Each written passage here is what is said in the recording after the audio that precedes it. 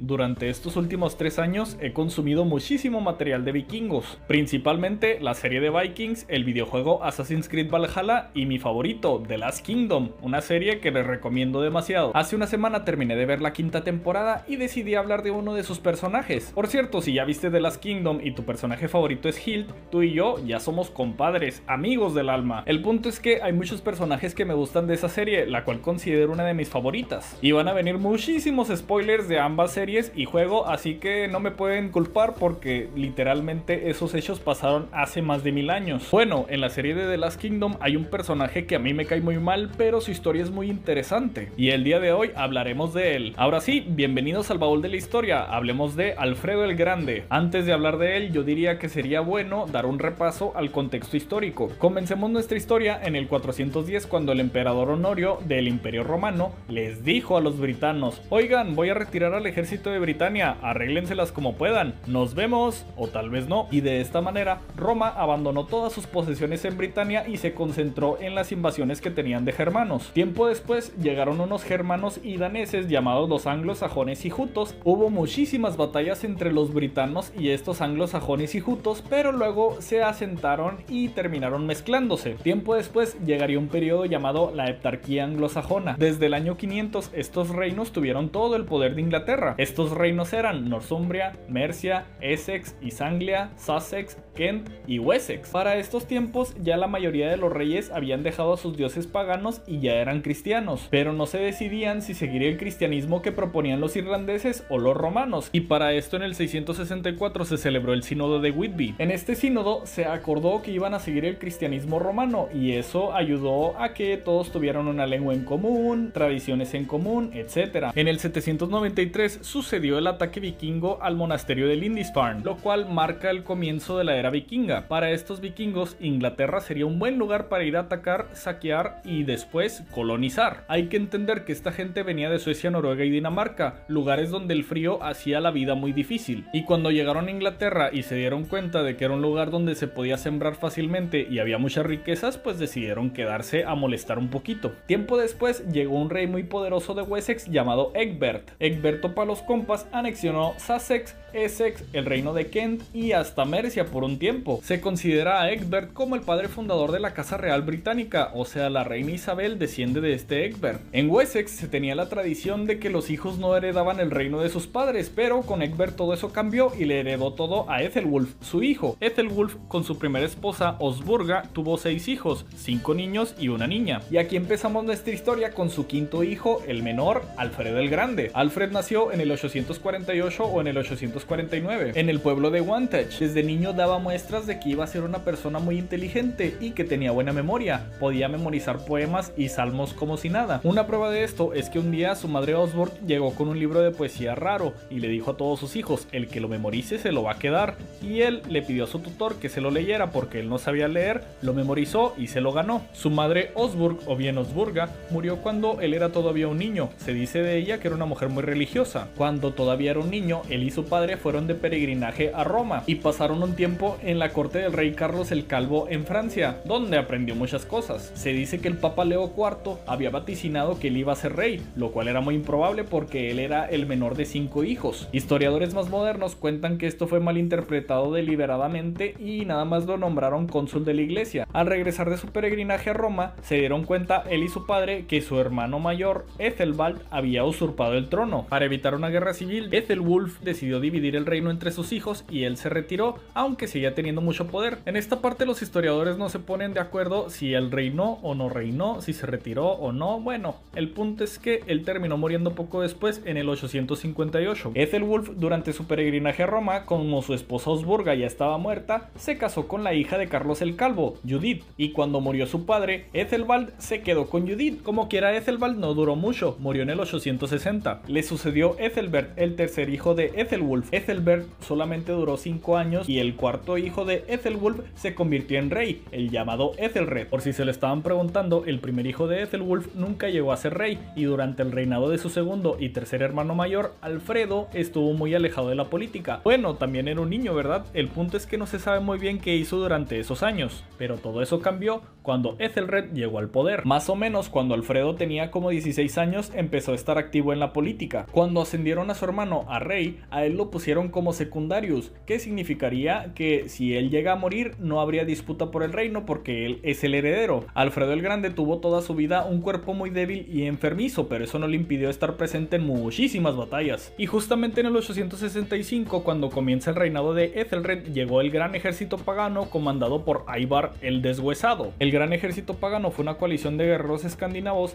que invadieron Inglaterra con la excusa de vengar la muerte de Ragnar Lodbrok, de ahí que fueran primero en Northumbria y atacaran al rey Ela, porque este rey fue el que terminó matando a Ragnar Lodbrok y sus hijos querían vengarse, de ahí que fueran Ivar, Halfdan y Uva. Dejando las leyendas al lado, el objetivo de este ejército pagano era conquistar parte de Inglaterra y quedarse con sus riquezas. El gran ejército pagano desembarcó en East Anglia y fueron directamente hacia Northumbria, lo cual les dio tiempo para prepararse a la gente de Mercia y Wessex. En el 867 el ejército pagano atacó Mercia y capturaron Nottingham, a lo cual el rey de Mercia le pidió ayuda a Wessex. Ethelred y Alfred fueron para allá y junto con el rey de Mercia asediaron Nottingham. No tuvieron un resultado muy claro, así que decidieron pagarle a los vikingos y ellos se terminaron retirando hacia Northumbria. En el 868 Alfred se casó con una noble merciana llamada Elswith y durante 2 años hubo varios enfrentamientos que no están bien registrados, pero tuvieron diferentes resultados. En el 870 nació su primera hija, Ethelfled, y a finales de ese año hubo una serie de batallas en las cuales pudo haber muerto en cualquiera de ellas. Todo empezó en la batalla de Englefield, que fue más bien una escaramuza, la cual ganaron los anglosajones. 4 días después tuvo lugar la batalla de Reading. En esta batalla todo estaba saliendo muy bien para los anglosajones, sin embargo, tras un contraataque vikingo liderados por Baxek y Halfdan Ragnarsson, los terminaron derrotando. 4 días después ocurrió la batalla de Ashdown. Esta batalla la ganaron los de Wessex, sin embargo, ambos bandos tuvieron grandes pérdidas. 2 semanas después se enfrentaron de nuevo en la batalla de Basing o Basing. En esta batalla los vikingos destruyeron al ejército anglosajón y 2 meses después, en marzo, se enfrentaron en la batalla de Merton. Fue una batalla muy dura con victoria para los vikingos. Se dice que debido a las heridas que sufrió en esta batalla,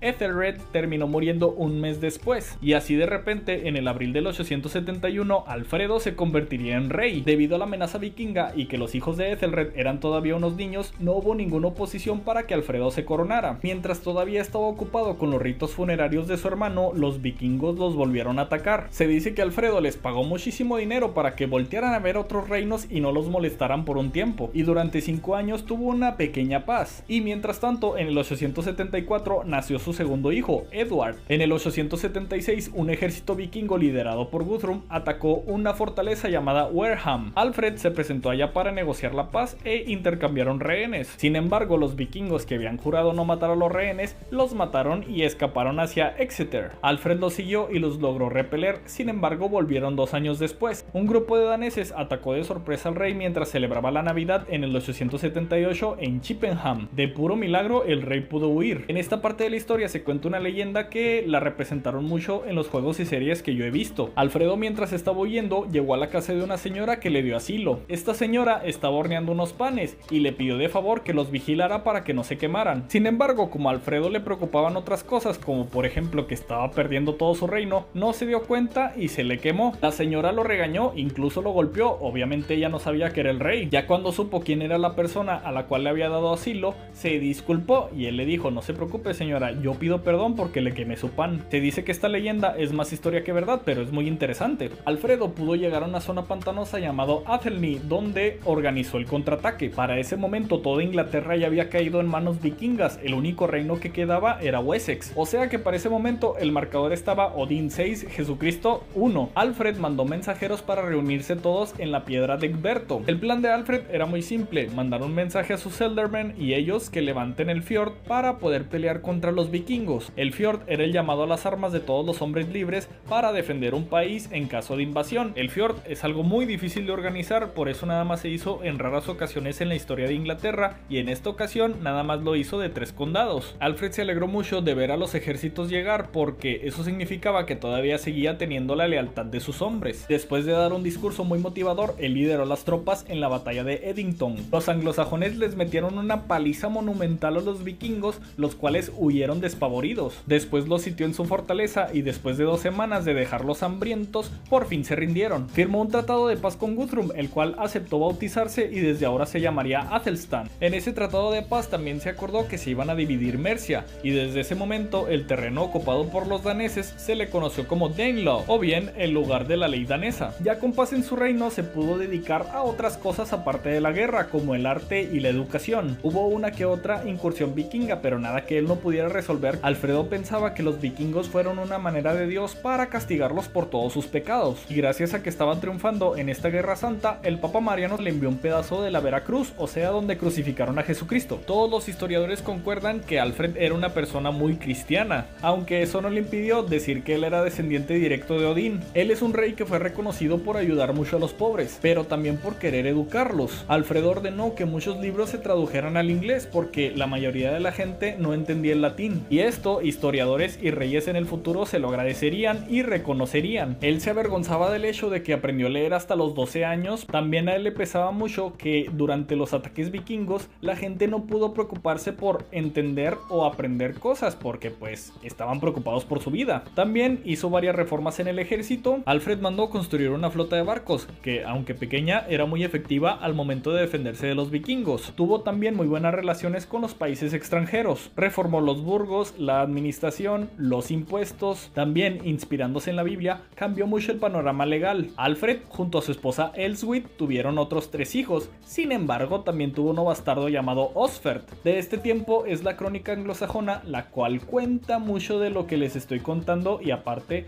cuenta acerca de los reyes que vinieron antes de Alfred. De la personalidad de Alfred se cuenta que era una persona sabia, de mente abierta y amante de la lectura, pero no solamente eso, también era un gran cazador. Uno de sus pasatiempos favoritos era renovar las ciudades que habían quedado un poco mal después de tanta guerra. Por ejemplo, en el 886, cuando capturó Londres, la volvió a hacer habitable. Gracias a Alfred, Londres ganó un poco más de relevancia y en el futuro se convertiría en la capital. Para el 886, Alfred ya no se llamaba a sí mismo como el rey de Wessex, sino como el rey de todos los anglosajones. La paz para Alfred terminó en el 893. Desembarcaron en Kent 2 grupos de vikingos, uno bajo el mando de un tal Hastin. Vinieron muchos daneses con el propósito de colonizar. Mientras Alfred, queriendo mantener la paz, estaba en pláticas con este Hastin, otros daneses atacaron en Appledore. Alfred mandó a Edward a que se encargaran de ellos y en la batalla de Farnham los derrotaron, y durante los próximos años se dedicaron a sabotear a los daneses que estaban todavía por ahí, y los daneses para el 897 se retiraron hacia Northumbria. Alfredo ya había aprendido tanto de los daneses que ya no eran una amenaza para él, y poco tiempo después, el 26 de octubre del 899, terminó muriendo a la edad de 50 años. Le sucedió en el trono su hijo Eduardo, el cual también llegaría a ser un gran rey que conquistó gran parte de Inglaterra. Sin embargo, el interesante es su hijo. Athelstan, el nieto de Alfredo el Grande, llegaría a ser el primer rey de Inglaterra, cumpliendo así el sueño de Alfredo de una Inglaterra unificada bajo un mismo rey y un mismo dios. Y su hija Ethelfled, desde el 911, se convirtió en la gobernante de Mercia. Aparte de la crónica anglosajona, muchos detalles de la vida de Alfred, de su reinado y de la época lo sabemos gracias al obispo Asser. Asser escribió la biografía de Alfredo en su libro titulado como Vita Alfredi Regis Anglo-Saxonum, o sea, la vida del rey Alfredo. Sin duda, la historia de Inglaterra sería totalmente diferente si Alfredo no hubiera nacido o no hubiera reinado. Y bueno, muchos podrán decir que él tuvo muchísima suerte de ser rey y también de no morir en tantas batallas que tuvo, aunque también se podría decir que él es el rey de Dios y bajo su protección salió victorioso. Pero bueno, hasta aquí el baúl de Alfredo el Grande.